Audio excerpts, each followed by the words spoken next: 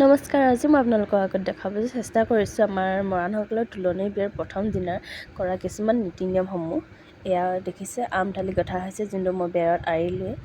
এয়া দুলনিত ধান ভৰোৱা হৈছে। এয়া মাকে কইনাক পিন্ধাবৰ কাৰণে গহনাবিলাক দিয়া হৈছে। এয়া আমাৰ গহনা পিন্ধাই আছে।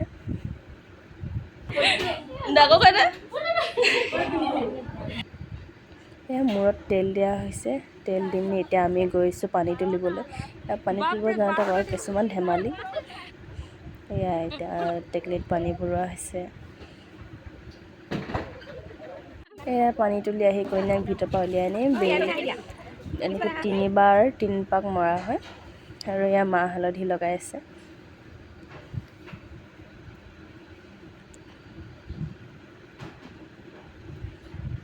এইখিনি কৰাৰ পিছত ধুনীয়াকৈ সিহঁতক গতাই মেলি থৈ গা পা ধুৱাই মেলি এয়া এতিয়া কইনাক আশীৰ্বাদ দিয়া হৈছে। আশীৰ্বাদ দিয়াৰ পিছত এয়া মই বুবুচা লৈছোঁ।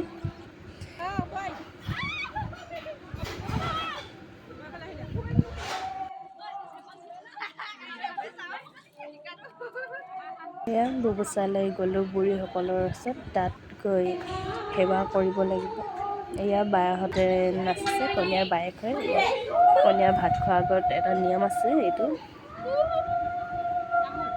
আজিৰ পৰা যিহেতু কইনাৰ এই 3 দিন ভাত নোখোৱাকৈ আছিল, আজিৰ পৰা ভাত খাব পাৰিব। আৰু এয়া ভাতত খাবলৈ দিয়া হয় কইনাক বেঙেনা কণী, নিমখ দিয়া নহয়। এয়া কইনাৰ বায়েক। এয়া আমি এতিয়া খাব লৈছোঁ।